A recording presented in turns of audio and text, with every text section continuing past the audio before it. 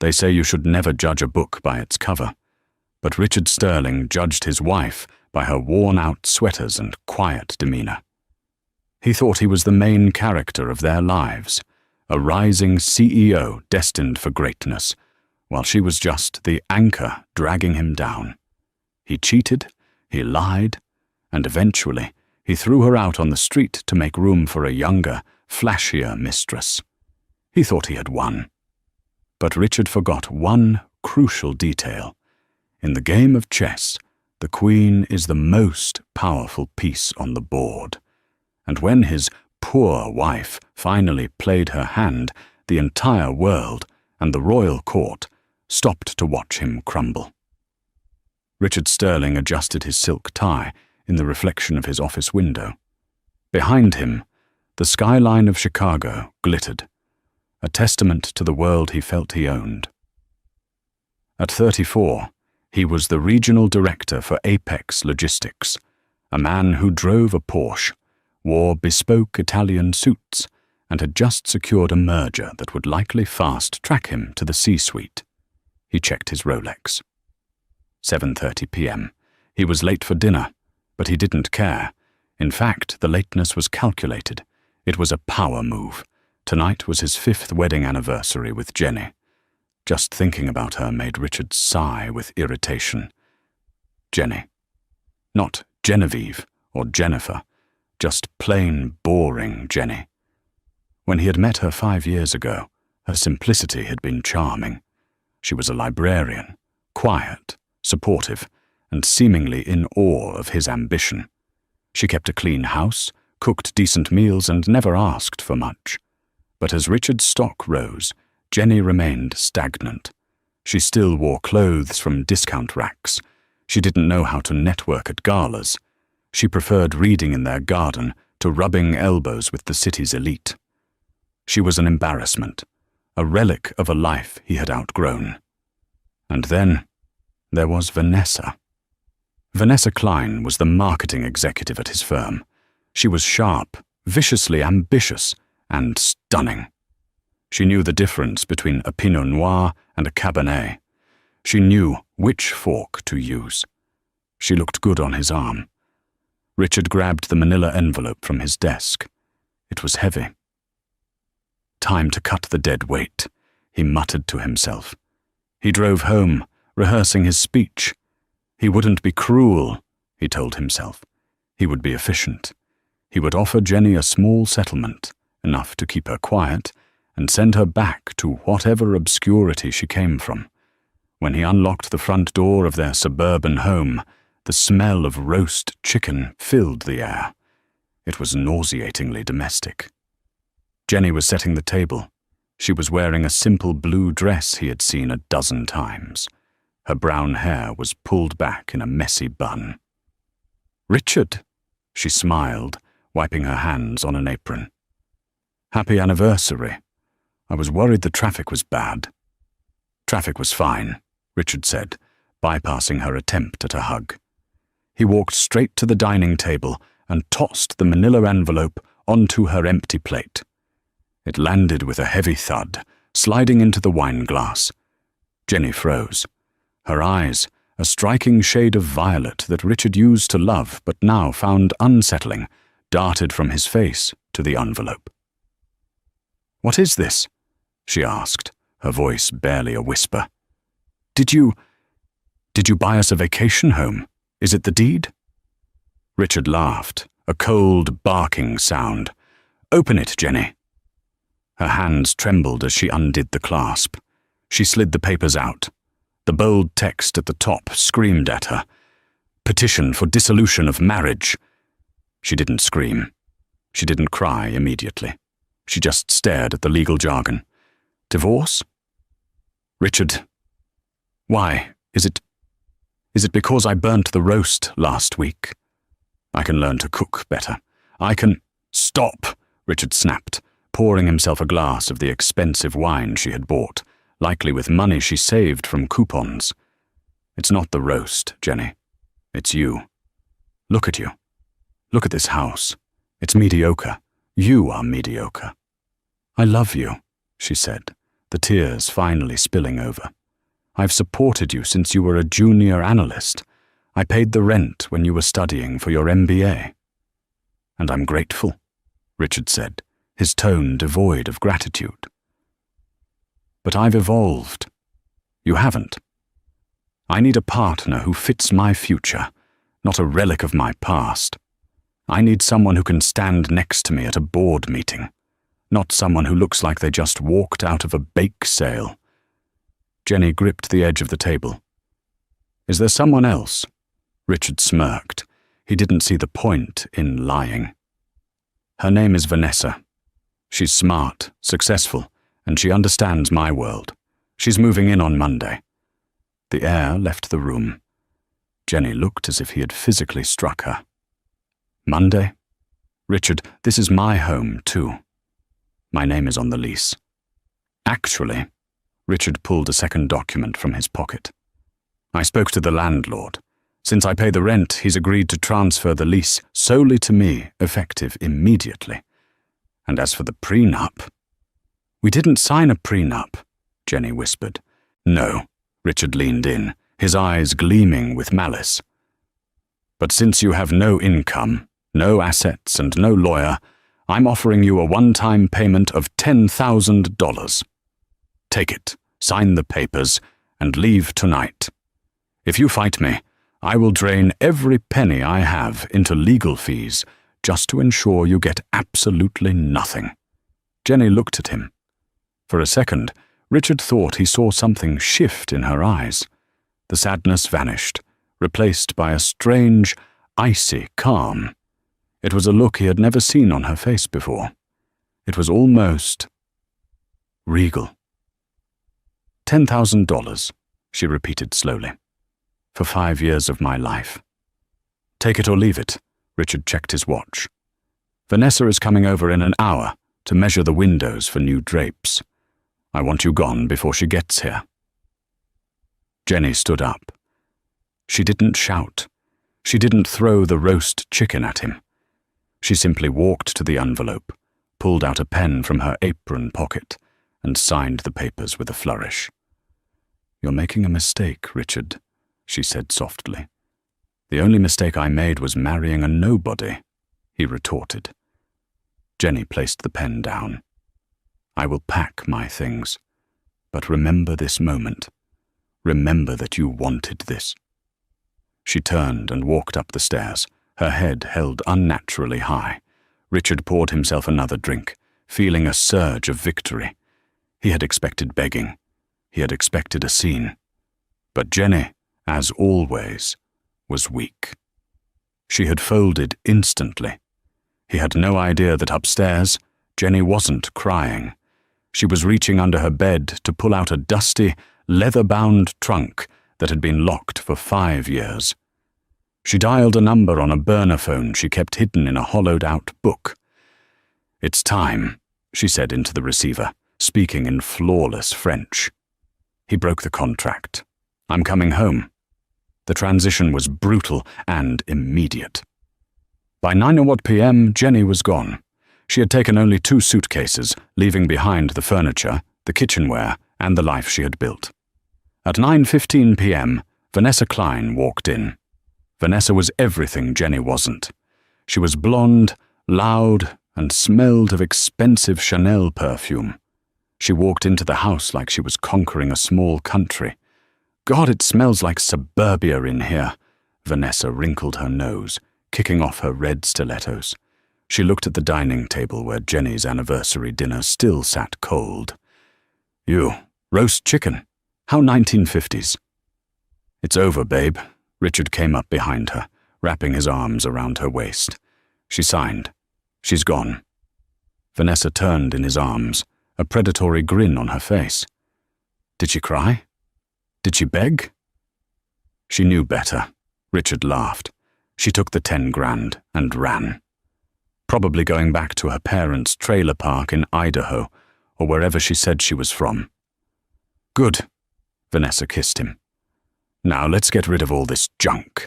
I want modern furniture, sleek, white leather, and we need to get ready for the gala." The gala. The Silverleaf Charity Ball was the event of the season. It was hosted by the mysterious Foundation of European Heritage, a massive philanthropic organization that had just opened a headquarters in Chicago. Every major CEO, politician, and socialite would be there. "Tickets are $5,000 apiece," Richard said, a hint of worry in his voice.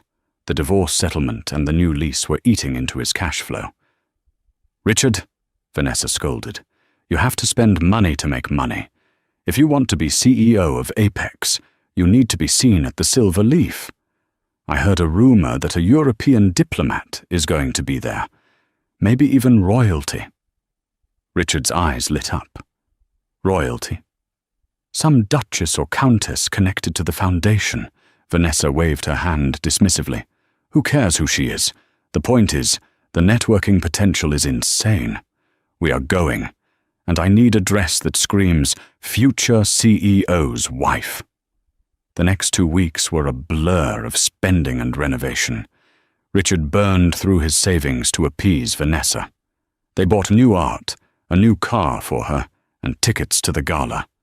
Richard didn't hear a peep from Jenny. The $10,000 check he wrote her hadn't even been cashed yet. "She's probably too embarrassed to go to the bank," Vanessa laughed one morning over coffee. "Imagine being that pathetic." But strange things started happening at Richard's office. On Tuesday, Richard was called into a meeting with the senior partners. He expected a promotion. Instead, he was met with grim faces.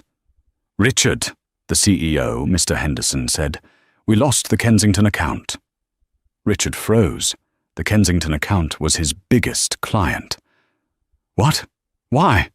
I just took them to golf last week." "They pulled out this morning," Henderson said, sliding a letter across the desk. "They cited ethical concerns regarding leadership, specifically your leadership." "My leadership?" Richard sputtered. "I've increased their profits by 15%.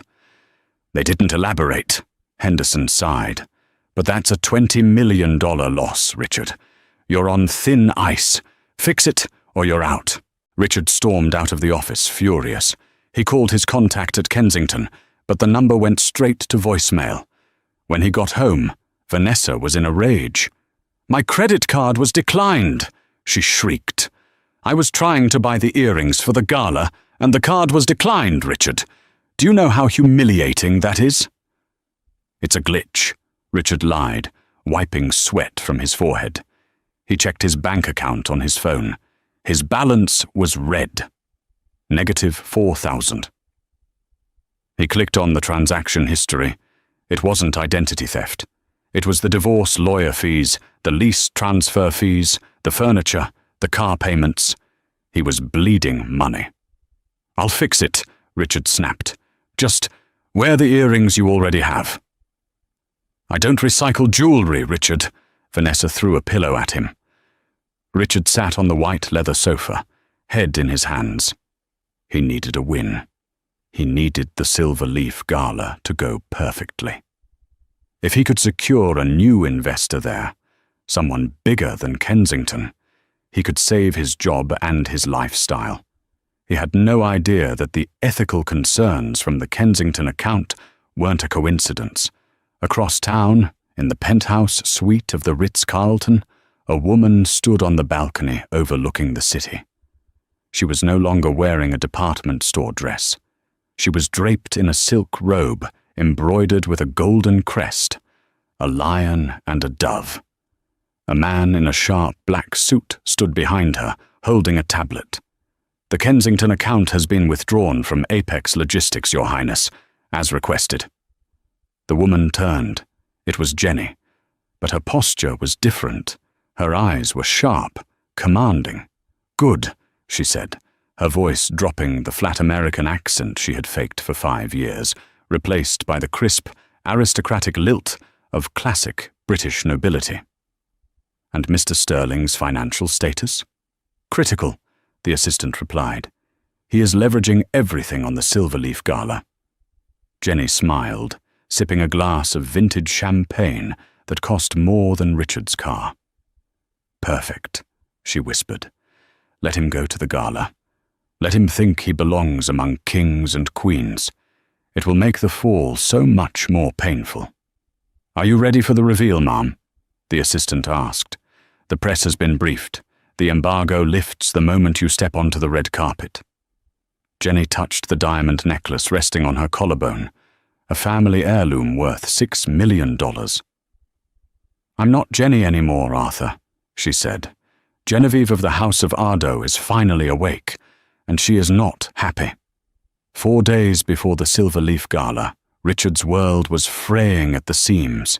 The air conditioning in his office sat at a frigid 65 degrees, yet he was sweating through his 3rd shirt of the day. He stared at his computer screen.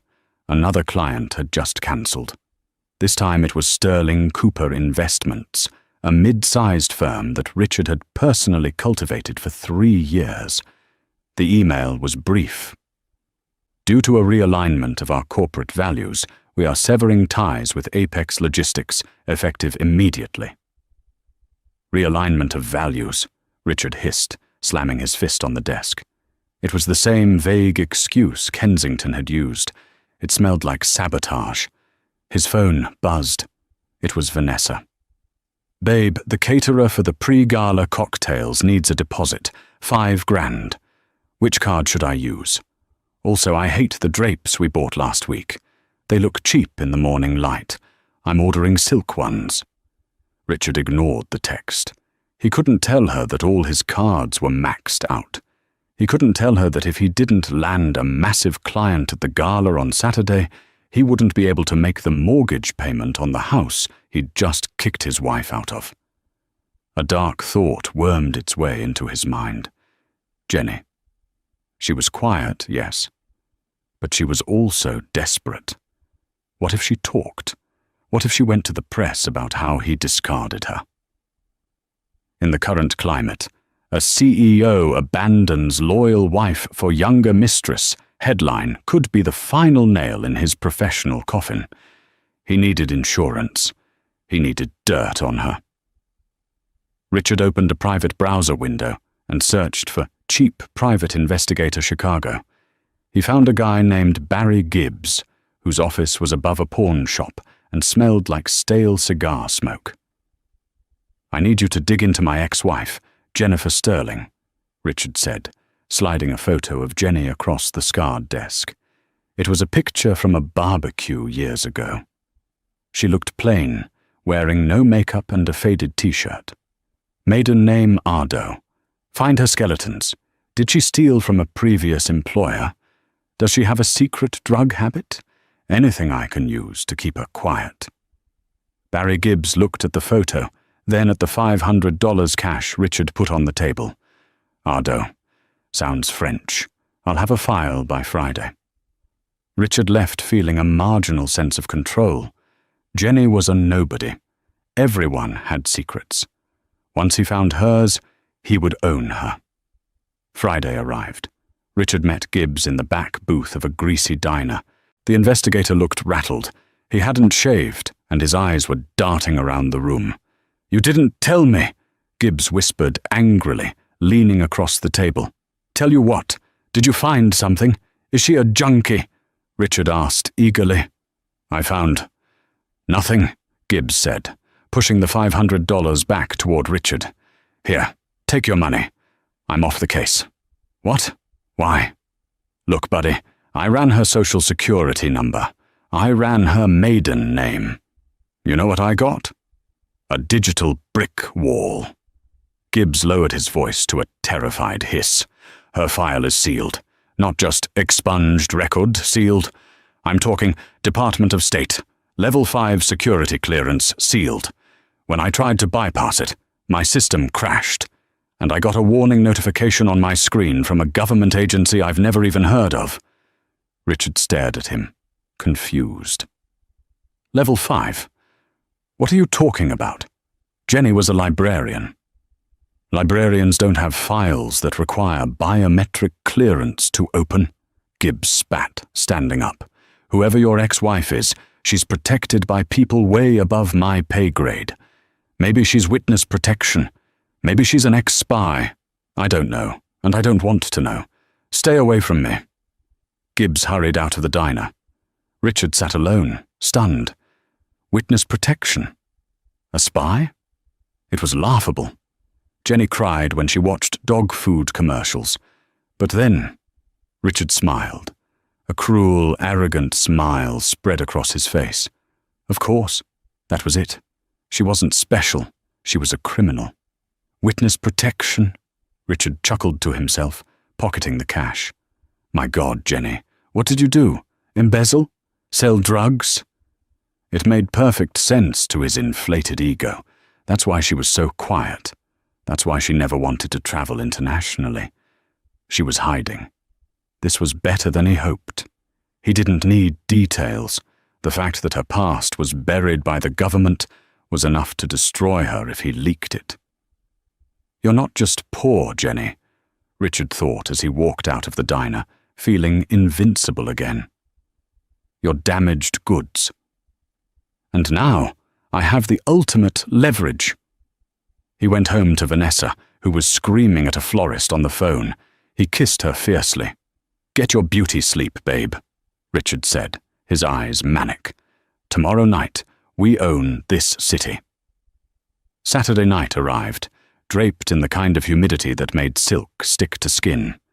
The Silverleaf Gala was being held at the historic Palmer House Hilton, the grand ballroom transformed into a European palace for one night. Richard rented a stretch limousine he couldn't afford. As they pulled up to the entrance, his stomach was doing flip-flops, a toxic mix of anxiety and adrenaline. Vanessa looked undeniably striking. She wore an emerald green gown cut down to her navel, dripping in rented diamonds that Richard had put on a credit card with a comical interest rate.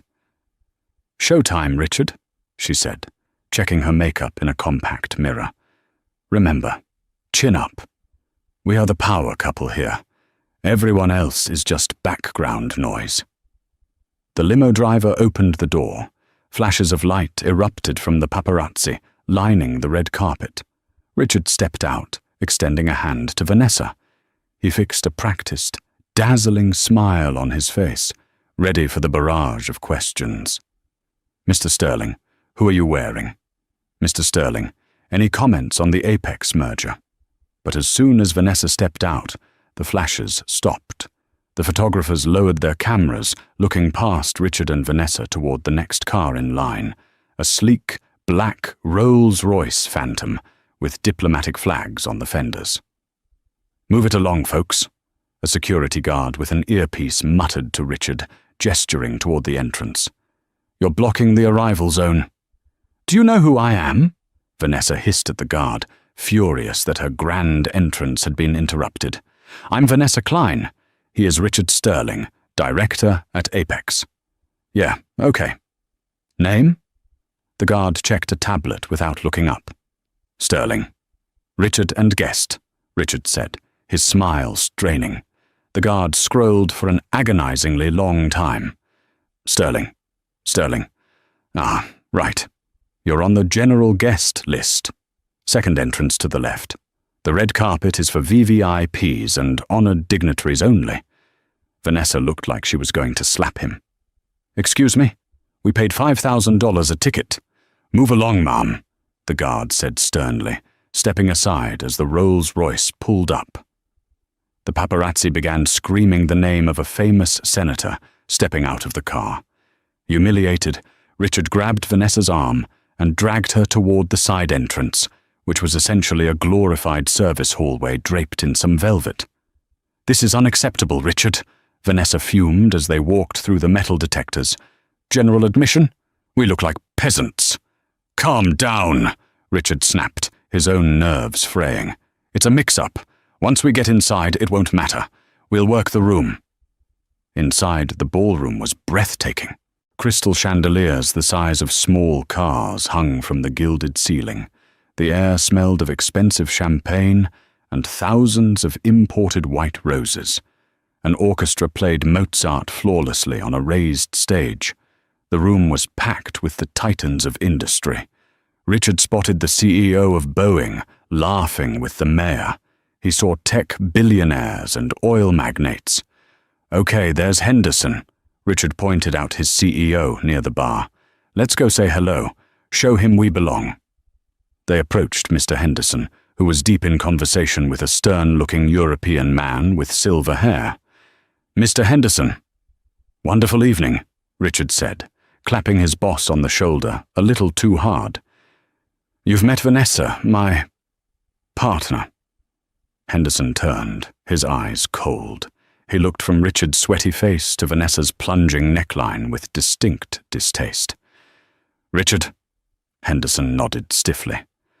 "I didn't expect to see you here, given your current performance outlook." Vanessa bristled. "Richard is the top performer in his division."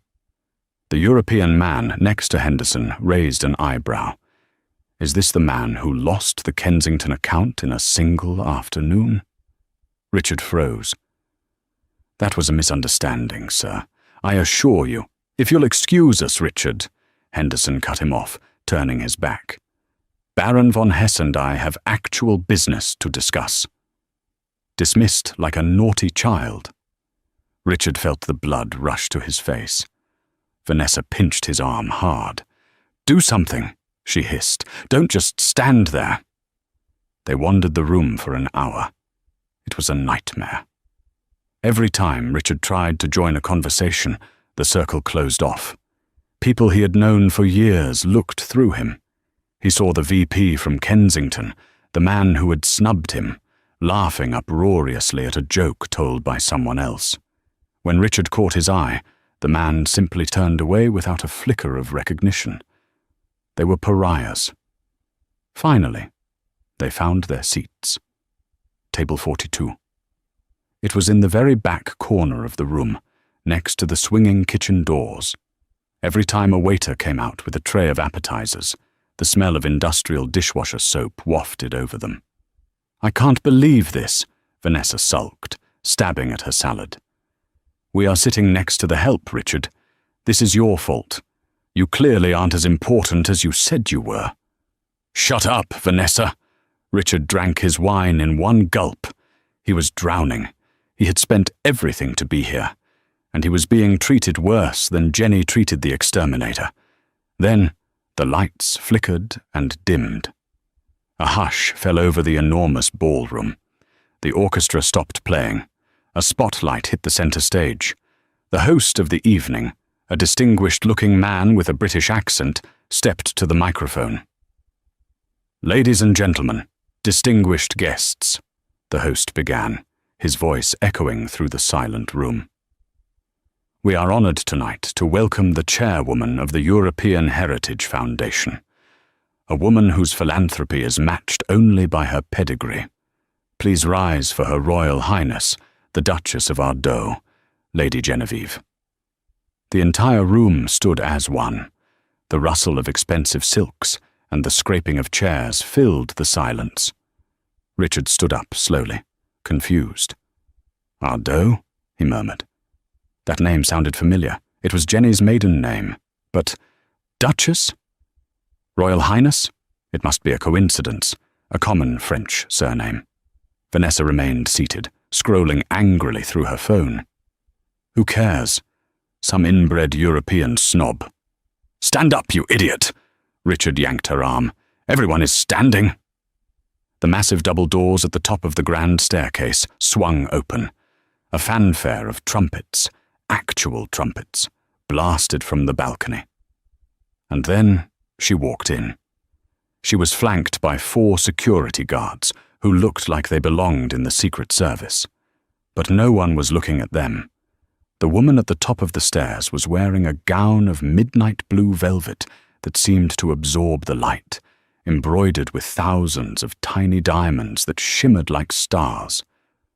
On her head sat a delicate, intricate tiara, platinum, sapphires and diamonds, that looked older than the country they were currently standing in. She held herself with an innate, effortless grace. Her chin was lifted just enough. Her walk was slow, deliberate, regal. Richard squinted against the spotlight. The woman's hair was done up in an elegant, complex twist, highlighting her long neck. As she began to descend the grand staircase, the room erupted into polite, deferential applause.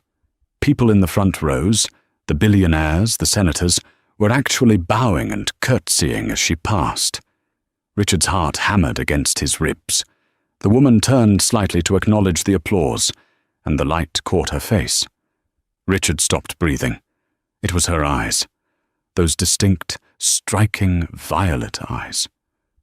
"No," Richard whispered, his voice cracking. The champagne glass slipped from his numb fingers and shattered on the marble floor, the sound loud in the respectful quiet. Vanessa jumped. "What the hell, Richard?" He couldn't move. He couldn't speak.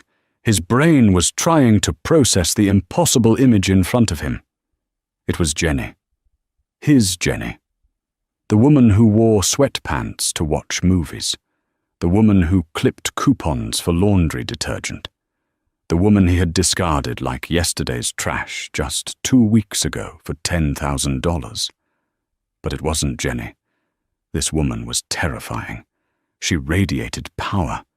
The air around her seemed charged. She looked utterly untouchable. She reached the bottom of the stairs. The host bowed deeply and offered her his arm. As she walked toward the head table, the table surrounded by the most powerful people on earth, her path took her past table 42, near the kitchen. She didn't slow down. She didn't stop. But as she passed within 5 feet of where Richard stood, paralyzed amidst the shattered glass, she turned her head. Her violet eyes locked onto his. There was no warmth in that gaze. There was no sadness, no leftover love. There was only an arctic, terrifying indifference. It was the look a lioness gives a particularly insignificant beetle before crushing it. Just as quickly as it connected, her gaze moved on. She looked at Vanessa, who was staring open-mouthed at the tiara, with a flicker of amusement, and then continued toward the stage. Richard felt like he had been punched in the gut. The room was spinning. "That's—" Vanessa stammered, pointing a shaky finger. "Richard, that looks like—" "It's not her," Richard said quickly, his voice high and desperate. He was gasping for air. "It's a doppelganger. It's a coincidence. Jenny is from Idaho. She's nobody." But as Lady Genevieve took her seat at the throne-like chair at the head table, the man sitting next to her, the silver-haired Baron von Hesse, who had snubbed Richard earlier, kissed her hand. Richard realized with sickening clarity that the Baron wasn't just some businessman. He was her subordinate. The pieces crashed together in Richard's mind. The sealed government file, the sudden loss of the Kensington account, the strange calm when she signed the divorce papers. "I'm coming home." He remembered her saying that on the phone when he thought she was crying upstairs. He hadn't just divorced his wife. He had declared war on a duchess, and he was standing on the battlefield armed with absolutely nothing. Dinner was a blur of misery for Richard.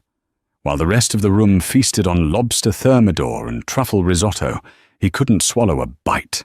His eyes were glued to the head table, where his ex-wife, the woman who used to clip coupons for laundry detergent, was currently laughing at a joke made by the French ambassador. Every movement she made was graceful, practiced.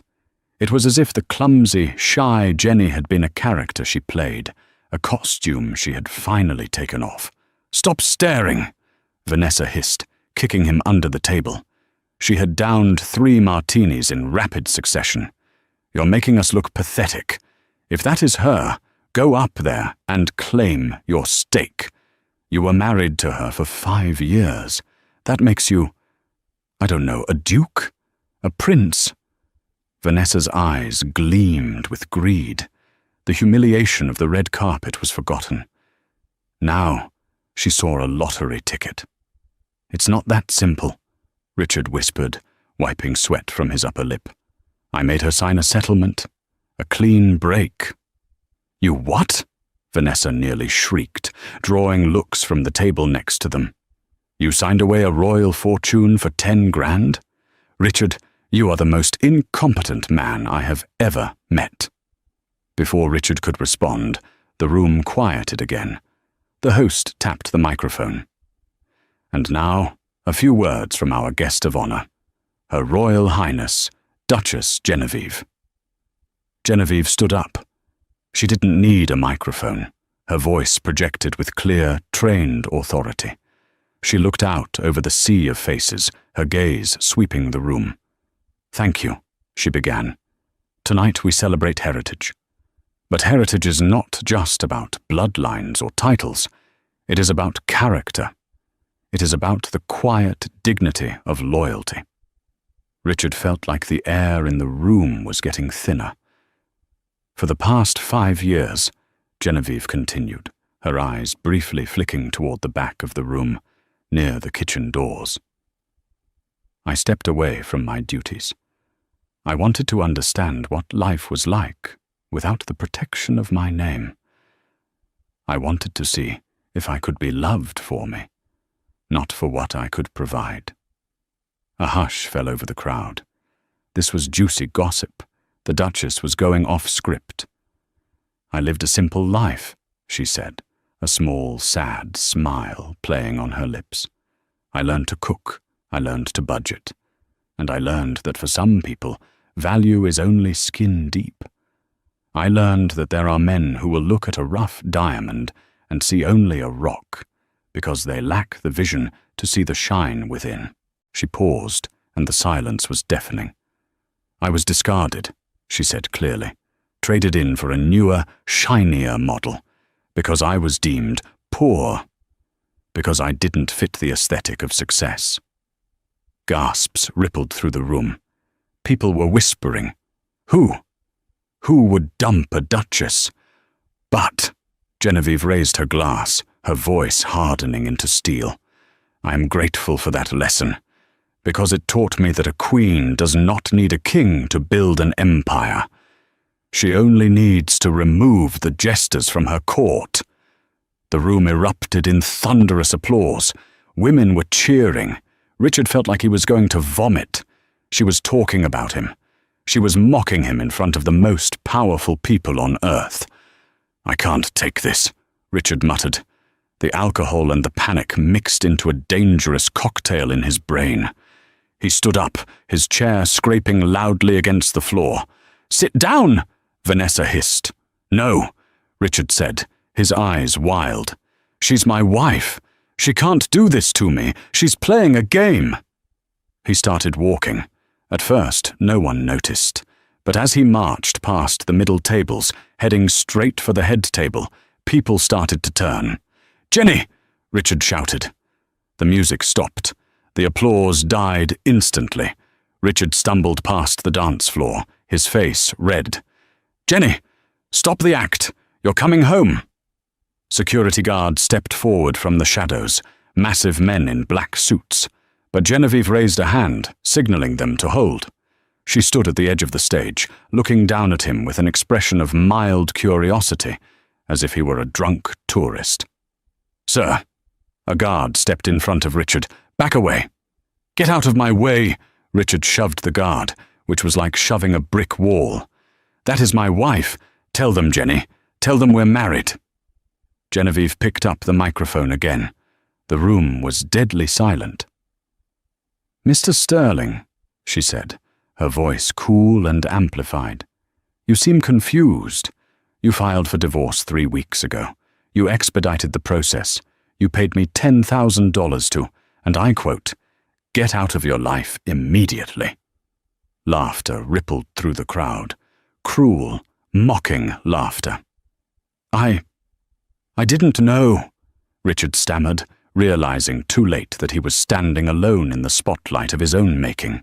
You lied to me. You trapped me. I didn't lie, Richard, she said softly. I just didn't tell you everything. I wanted to see if you loved me. You failed the test. But I love you, Richard screamed, desperate now. I made a mistake. Vanessa means nothing to me. Take me back, Jenny. Please. At table 42, Vanessa stood up, her face humiliated and furious. She threw her napkin on the table and stormed out of the ballroom, leaving Richard alone. Genevieve looked at him with pity. The woman you loved was an illusion, Richard. And the woman you see before you? She is out of your league. She signaled the guards. Remove him. He is disturbing my dinner. 2 guards grabbed Richard by the arms. As they dragged him backward, kicking and screaming, the entire ballroom watched. The elite of Chicago, the people he had tried so hard to impress, were shaking their heads in disgust. Let me go! She's my wife! I own half of everything! I own half the kingdom! Richard raved as the door slammed shut, cutting off his screams. Richard was thrown, literally thrown, into a small, windowless security office in the bowels of the hotel. He stumbled, catching himself on a metal desk, his breath coming in ragged gasps.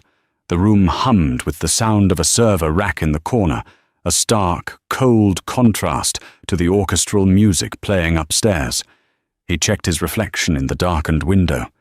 His tuxedo was torn at the shoulder, his bow tie hung loose, and his hair was plastered to his forehead with sweat.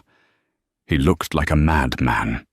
He paced the small room for 20 minutes, his mind racing, trying to reconstruct a strategy. He kept repeating that word like a mantra. She is my wife. We were married in Illinois. Illinois is an equitable distribution state. It didn't matter if she was a duchess. It didn't matter if she was the Queen of England. Marriage was a legal contract, and Richard knew contracts.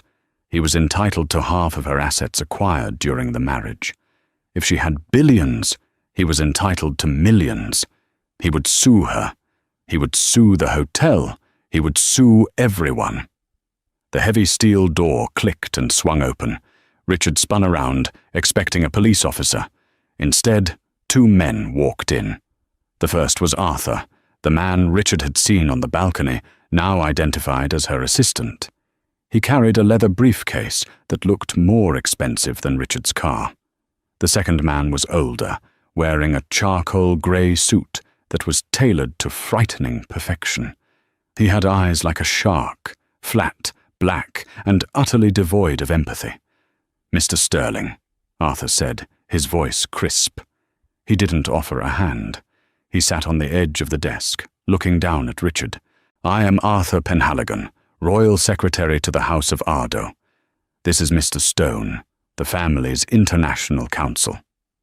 "I want to see my wife," Richard spat, trying to regain some semblance of authority. "I demand to see her." "You have no wife," Mr. Stone said. His voice was like grinding gravel.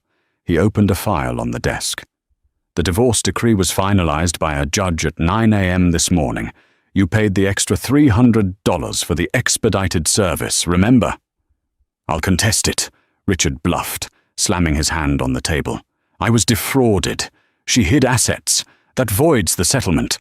In the eyes of the law, if one party conceals wealth, the agreement is null and void.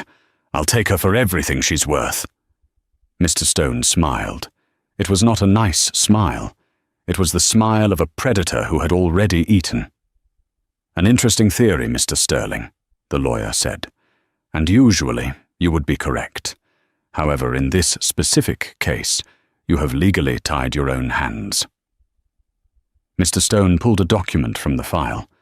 Richard recognized it immediately. It was the DIY divorce settlement he had typed up on his laptop 2 weeks ago. He had downloaded a template from a budget legal website to avoid paying a lawyer. "Do you recognize this?" Mr. Stone asked. "I wrote it," Richard sneered. "So I know what's in it." "Do you?" Mr. Stone put on a pair of reading glasses. "Because you added a custom clause, Mr. Sterling. Clause 4, Section B. You wrote this yourself, didn't you? You were very proud of it at the time." Richard froze. He remembered. He had added that clause because he had a secret savings account with a $5,000 bonus he didn't want Jenny to know about. He wanted to make sure she couldn't touch his hard-earned money. Mr. Stone began to read aloud, enunciating every word.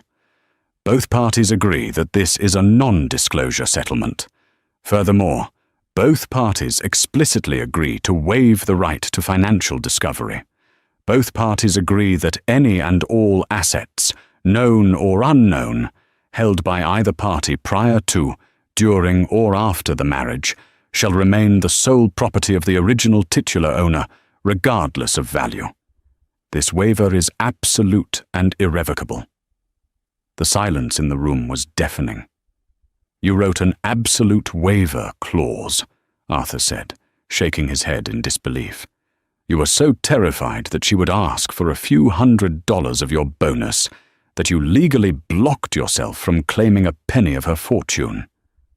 "No," Richard whispered, the blood draining from his face. That can't hold up in court."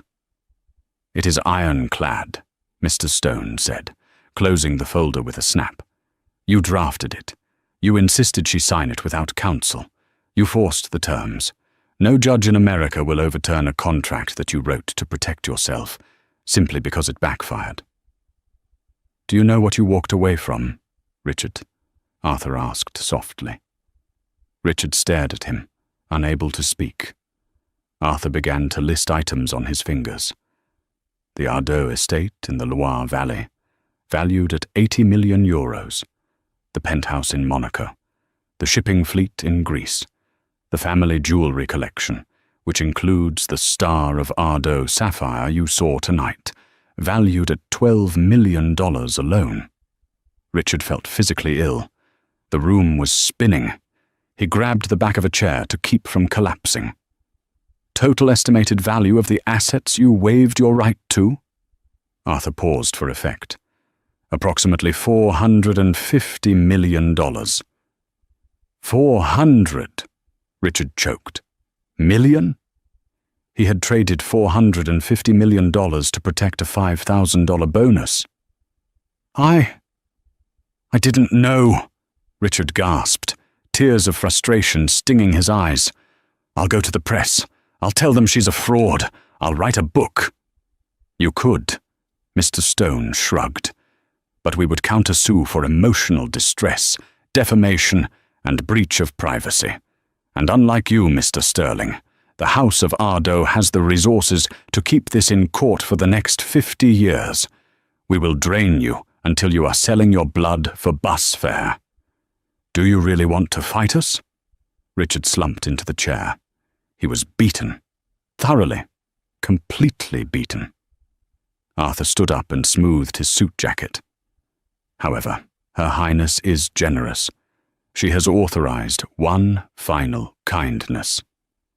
He reached into his pocket and placed a check on the metal desk. "She is returning your settlement money," Arthur said. "She doesn't want your $10,000, Richard. She spends that on flower arrangements for the lobby." Richard stared at the check. It felt like a slap in the face. It was a symbol of his own cheapness. "She also has a message for you," Arthur said, walking to the door. Richard looked up, his eyes red and hollow. "What?" Arthur paused, his hand on the doorknob. He looked at Richard with a mixture of pity and disgust. She said, "The roast chicken was delicious. It's a shame you were too busy looking at your phone to taste it. You never knew what you were eating, and you never knew who you were sleeping next to."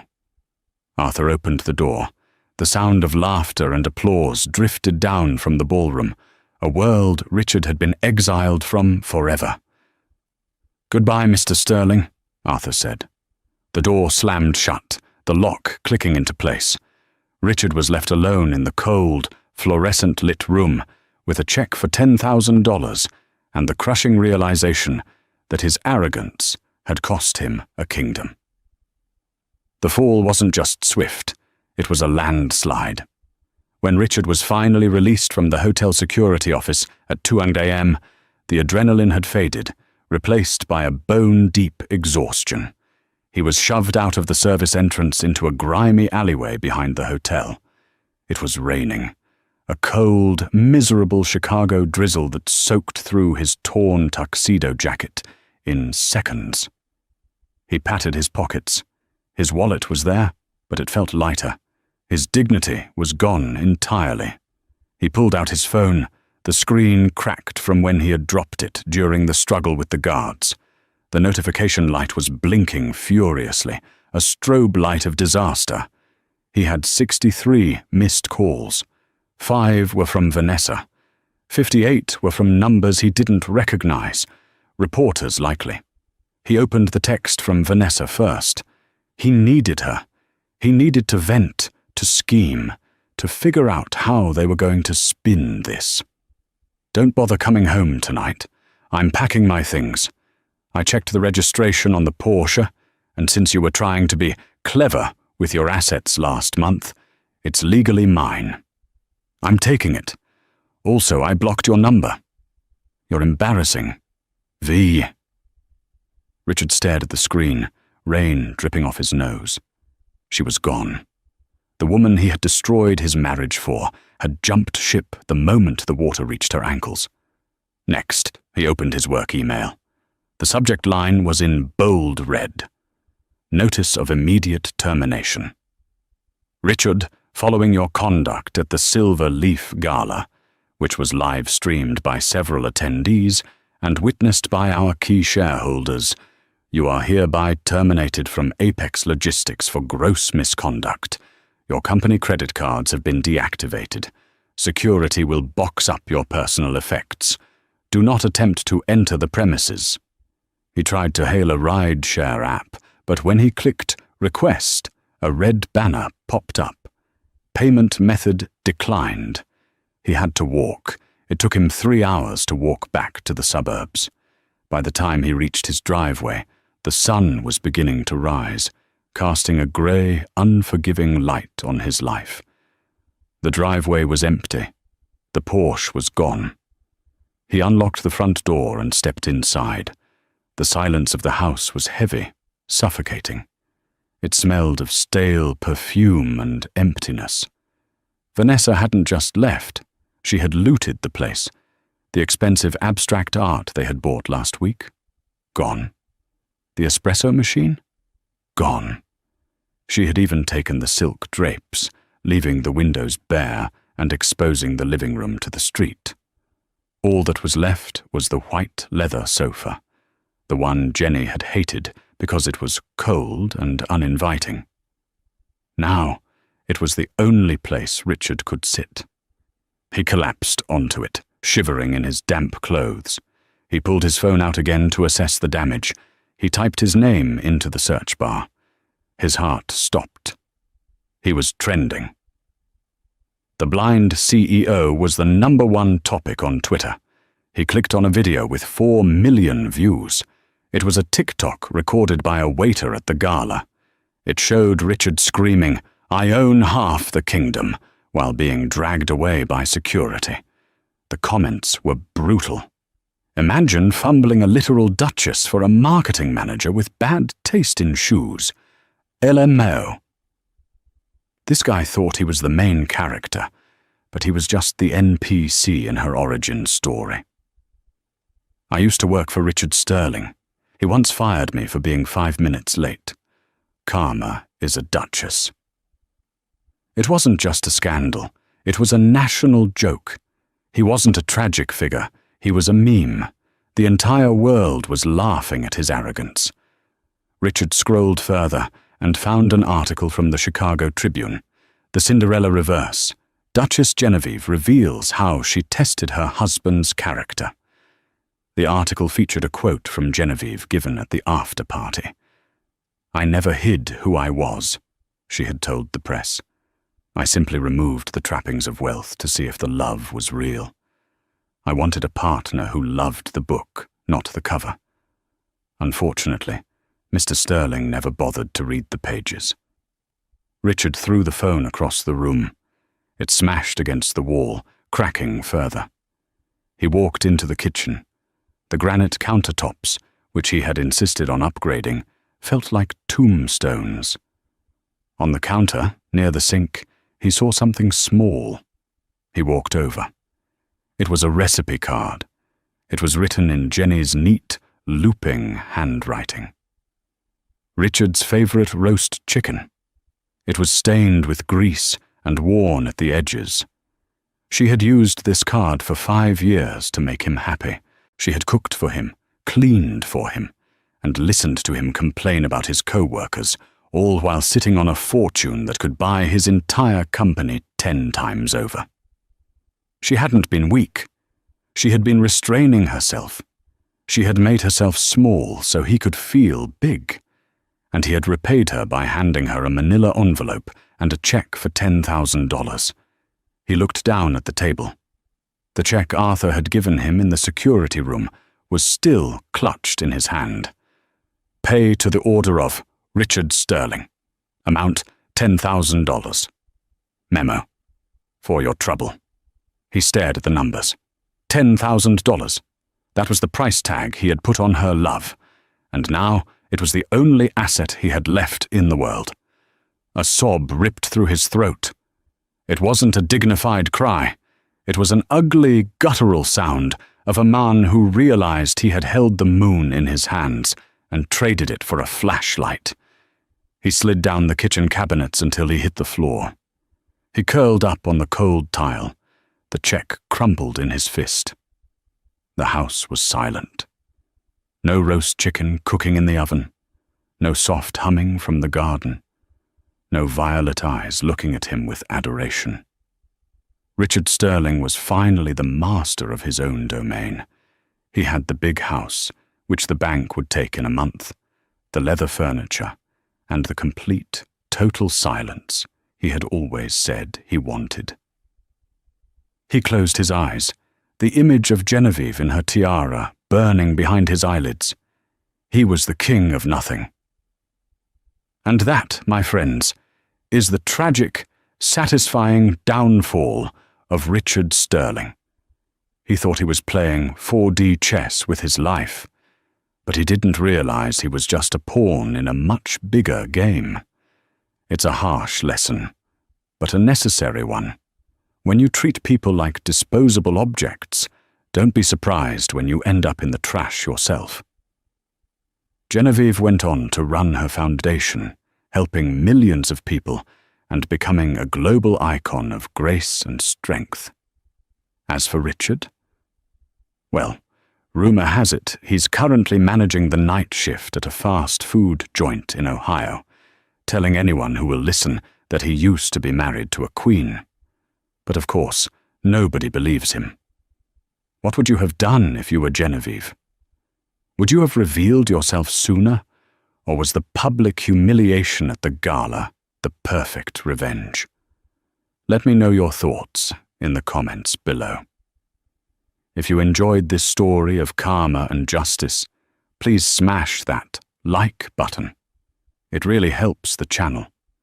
And don't forget to subscribe and hit the notification bell so you never miss another story of arrogance getting exactly what it deserves. Thanks for watching, and I'll see you in the next video.